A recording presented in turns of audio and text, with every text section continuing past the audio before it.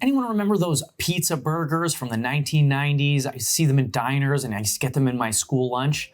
Well, in this episode, we're bringing it back and we're doing it to a whole new level. We're taking that classic flavor, we're putting it in between buns dressed up just like garlic bread, a little pepperoni on top. You're in for a drool-worthy trip down memory lane. Stick around because this one is gonna be epic. For the full ingredient list, check the description box below, but enough talking, let's get cooking. So for this pizza burger, we're gonna dress the bun up a little bit and we're gonna turn it into like a garlic bread. So let's roast some garlic that we're gonna put into a spread, and then we're gonna spread on the bread and toast it. So I'm going to cut off about like a 1/2 inch of the bottom of this clove of garlic. I know I've cut far enough when you can see we've cut into most of the cloves. So now I'm gonna put this inside this aluminum foil and I'm gonna drizzle olive oil inside the cut garlic. I'm gonna add just a little bit.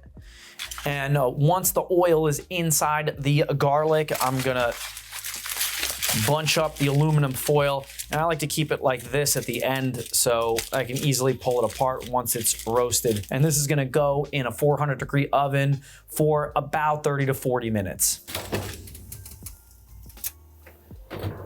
Now that the garlic's in the oven, let's make a quick tomato sauce. You can totally use a jarred sauce here, but I don't have any, and I don't have any prepared sauce on hand. So let me show you how to make a quick one that's probably way better than you could get anything in the jar. So the first thing we gotta do is mince our garlic. So usually you should put about 2 cloves of garlic. I'm a garlic freak, so we're putting 5 in there. And this is also the biggest clove of garlic I've ever seen in my life, so it's more like 6 or 7. How I like to clean my garlic is I like to just pinch it in between my hands so you crack the skin. And then we'll just give it a little bit of pressure and roll it back and forth in my hands, and the paper should come right off.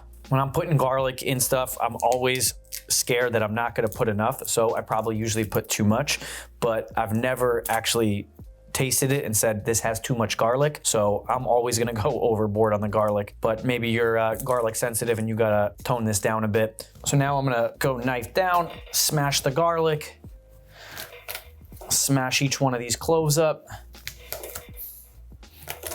And now that they're nice and crushed, we're just gonna go chop all the way through, and I'm just gonna keep fanning my blade all the way through until we get a nice mince on this garlic.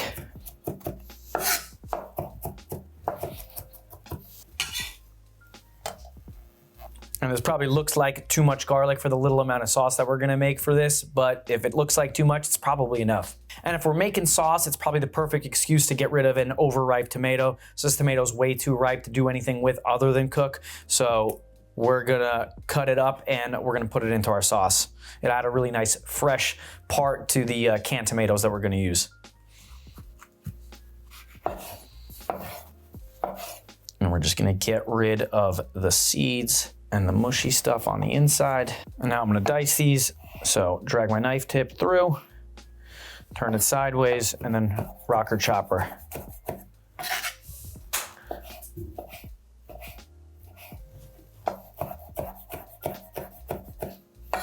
Adding fresh elements of some canned stuff that you're already using or some prepared things really elevates the dishes. So we're gonna be using some canned tomatoes to make this sauce as we usually do, but adding this one fresh tomato in there is really gonna make this sauce pop. And we don't need a lot of sauce for this pizza burger, so any leftover sauce is what we're gonna be using throughout the week to make pizzas, pastas, whatever we wanna do with it. So now let's make our sauce. So I got this pot heated over a medium-low heat. I really just don't want to burn the garlic. So we're gonna add a little bit of olive oil. And we're gonna put in some of that garlic that we minced.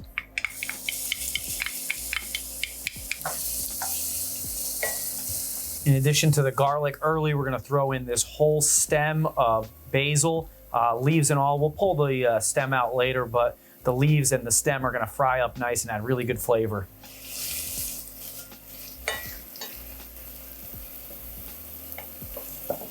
Once that garlic starts to become very fragrant and takes on it just the tiniest, even little bit of color, I'm gonna add the tomatoes, which is gonna stop the browning process of the garlic.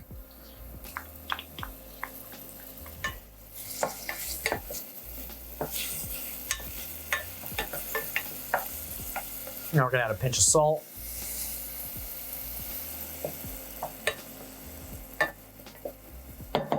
So now we're gonna add some canned tomatoes. So these are the crushed tomatoes from Cento.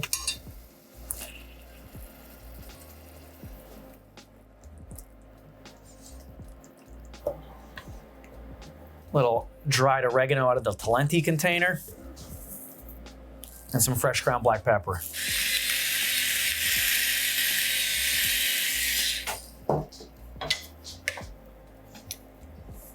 So now that this sauce is fully assembled, I'm gonna cover it. I'm gonna put it on the back burner on the stove. We're gonna simmer it for about 20 minutes. It really doesn't need much more than that. Our garlic's been in the oven for about 45 minutes, took a little longer than expected, but now it's fully roasted. I've let it sit here for about 5 minutes. It's still probably pretty hot, but we're gonna squeeze it into this bowl, and we're gonna make that mixture that we're gonna put on the bun before we toast it. The smell coming off this is unbelievable. So you can see that our garlic has softened up a lot. It's changed color, it's no longer white. It's now like brown and tan. So if this is roasted enough, we're just gonna give this a mush. I put these gloves on to protect my hands because this thing's still pretty hot, but we don't have so much time to film this. Ooh. Ow, ow, ow, ow, ow. Ooh. I'm gonna use another layer of some paper towel here to help me out because this thing is still piping hot.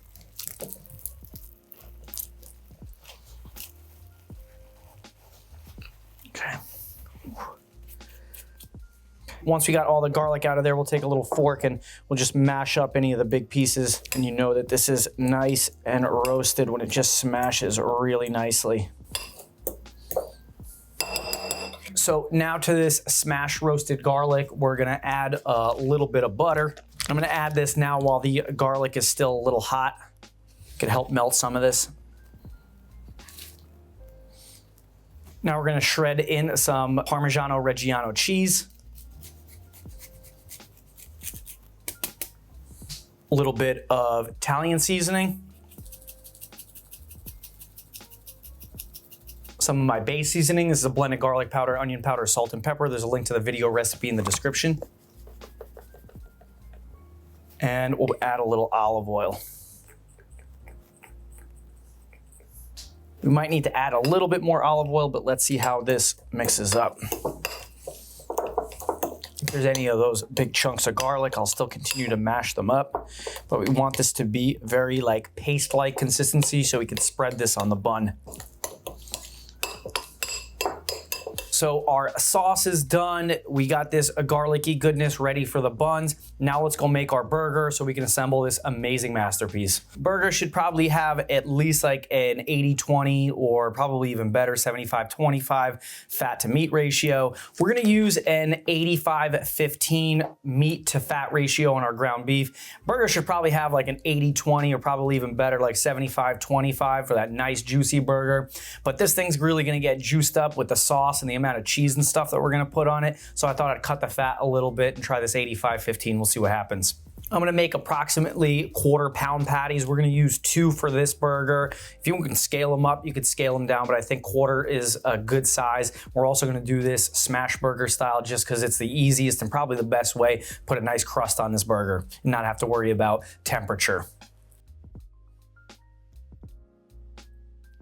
So I still think the brioche bun is the best bun that you can use for a burger. So we're gonna take this beautiful brioche bun and we're gonna dress it up with that beautiful garlic mixture that we made before. So let's take a little bit of this and spoon it on both sides of our burger bun.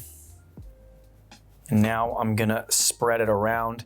I've got the broiler heated up to like a low broil because we're gonna want to toast this bun. It's gonna be a really sloppy burger, so if this bun is nice and toasted and has a little bit more firmness, it's gonna hold up just a little bit better against the sauce and the juiciness of the burger.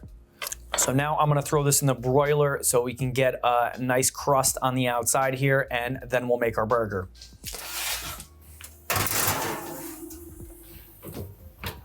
So we got our bun toasted. We are ready to make our burgers. So for smash burger, we need a couple of essential things. We need a nice heavy bottom pan like this cast iron pan. Personally, I think nothing's better than cast iron to make a smash burger. We need a nice flexible and thin metal spatula. Here I got my fish spatula. It totally works because we can get underneath and we can scrape the bottom. Plastic and rubber is just not gonna do it. You gotta get yourself a thin metal one. And then we're gonna take this sheet of parchment paper and the burger press. Parchment papers to make sure that we can smash the burger without the burger getting stuck to the press. So now let's head over to the stove and let's smash some burgers.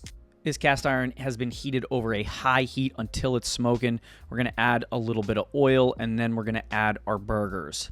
Once the burgers are in, we're gonna take that parchment paper and the press setup. We're gonna put the parchment paper on top and smash these burgers nice and flat. We're gonna remove the parchment paper nice and carefully. Usually doesn't stick, but make sure you pull it off nice and carefully. And then we're gonna season these burgers with some salt and some fresh ground black pepper. After a minute or two, when the burgers start to look a little bit more cooked on the edges and the burgers start to release that red juice, we're gonna give them a flip. You can see we got a nice sear on the outside. Now we're gonna add just a little bit of sauce, not a lot. Sauce is less is more. Then we're gonna put this pre-shredded pizza cheese. So this is a blend of parmesan, mozzarella, and provolone. And now we're gonna add the pepperoni, 4 slices to each one. And then we're gonna put some fresh basil leaves on top of this. We're gonna give it a light spray with some oil over the top, just so nothing burns. And this is gonna go right in that preheated oven, the same broiler that we toasted the buns. It's not gonna need very long at all, maybe a minute or two until that cheese browns up a little bit. And now look how amazing these burgers look. So now let's assemble. We're gonna put more of some fresh basil leaves on the bottom of this garlic bun. And then we're gonna stack this double smash patty, one right on top of the other. This burger looks absolutely amazing and came out way better than I ever could have imagined. This burger looks unreal. This is way better than anything I remember eating out of a diner or from school lunch. Pizza burger, now living up to the expectation of what it's supposed to be. But let's bite into this thing and let's see how we did. So look at this beautiful garlic bread crust. The amount of flavor in this bun is unreal. And I thought this burger was gonna be a little sloppier, but it actually held together really nicely. Nothing's dripping off. This looks so good.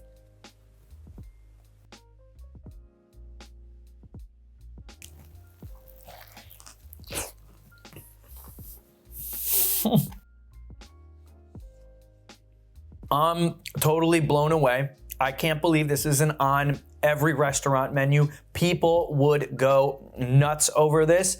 I don't know where Pizza Burger lost its mojo. This is so good. Oh my God. The flavors coming through on here are insane. The pepperoni pizza, the delicious smash burger. I can't tell what I'm eating, but I don't even care. This is so good.